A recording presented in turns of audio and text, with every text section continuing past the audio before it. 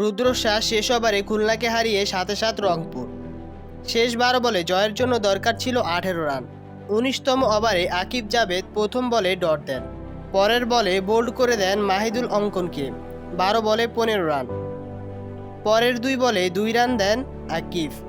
পঞ্চম বলে ইমরুল কায়েস বাউন্ডারি হাঁকিয়ে খুলনার জয়ের আশা জাগিয়ে তোলেন, কিন্তু শেষ বলে ইমরুলকে আউট করে দেন আকিব। শেষ ওভারে দরকার ছিল 12 রান। ওই ওভারেই যেন পুরো ম্যাচের উত্তেজনা ভর করে। মোহাম্মদ সাইফুদ্দিন প্রথম 2 বলে দেন ডট, তৃতীয় বলে ওয়াইড, পরের 3 বলে 3 উইকেট। ডাবলস নিতে গিয়ে রান আউট হন মোহাম্মদ নেওয়াজ।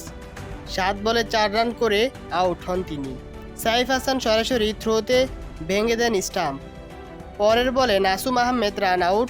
পঞ্চম বলে বাউন্ডারিতে ক্যাচ আবু হায়দার।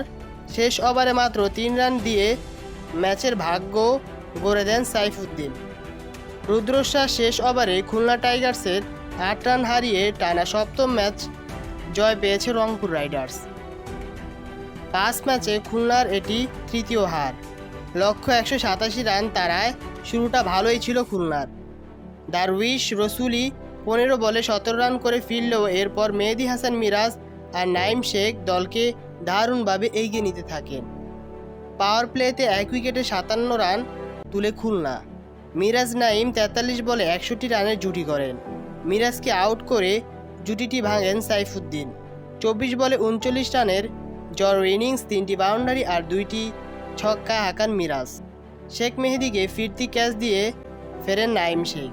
41 বলে 7-4 আর 2 ছক্কায় 58 রান করেন এই ব্যাটার। এরপর 15 বলে 2টি করে 4 ছক্কায় 29 রানে ঝড় তুলে মেহেদীর শিকার হন আফিফ হোসেনও। রিভার্স সুইপ খেলতে গিয়ে এলবিডব্লিউ হন বাঁহাতি এই ব্যাটার। এরপর আর কেউ হাল ধরতে পারেননি। আকিব জাভেদ 3টি আর শেখ মেহেদী ও মোহাম্মদ সাইফুদ্দিন নেন 2টি করে উইকেট। এর আগে 70 রানে 3 উইকেট পতনের পর 2 পাকিস্তানি খুশদিল শাহ আর ইফতিকার আহমেদ গড়লেন 100 রানের জুটি, যে জুটিতে বড় অবদান খুশদিলের। শেষ পর্যন্ত 5 উইকেট 186 রানের চ্যালেঞ্জিং পুঁজি গড়ে রংপুর রাইডার্স। যারা চ্যানেলটা এখনো সাবস্ক্রাইব করেনি তারা চ্যানেলটা এখনই সাবস্ক্রাইব করুন এবং পাশে থাকা বেল আইকনটি বাজিয়ে দিন।